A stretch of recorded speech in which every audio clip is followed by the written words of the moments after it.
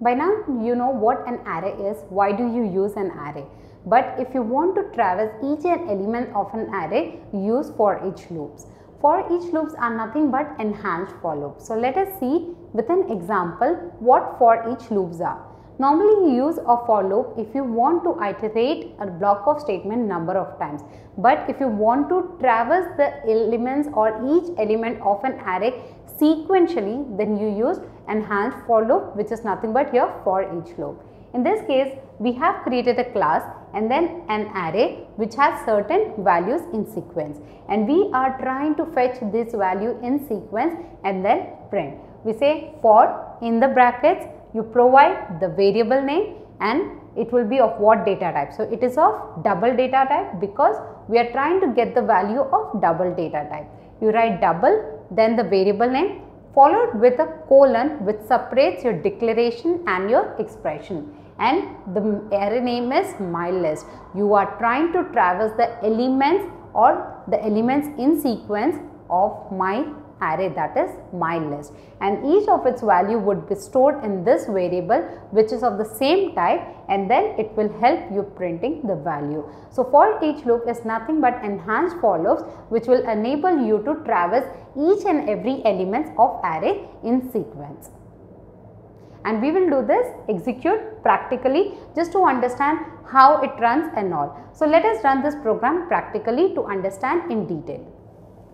In the previous array example, we have seen how can you traverse or print the complete array values with the help of index number. But let us see how can you print the array value sequentially without index value. And this was introduced in JDK 1.5, which is called an enhanced loop, or you can also say a new type of for loop.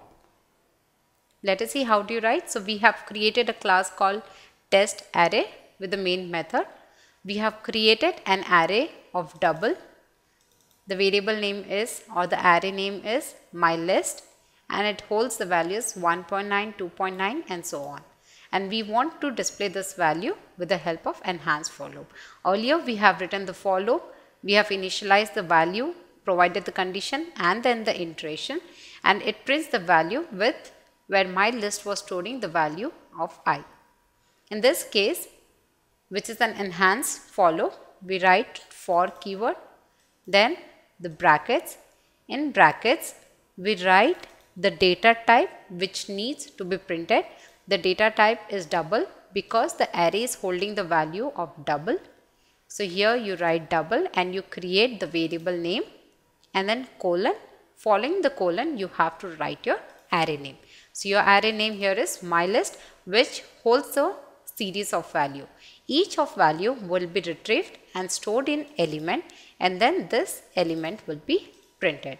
Until unless all the values are sequentially scanned and then printed, these loops keep repeating. So let us save this file and execute. As you can see in the console, it prints the values sequentially 1.9, 2.9, 3.4, then 3.5.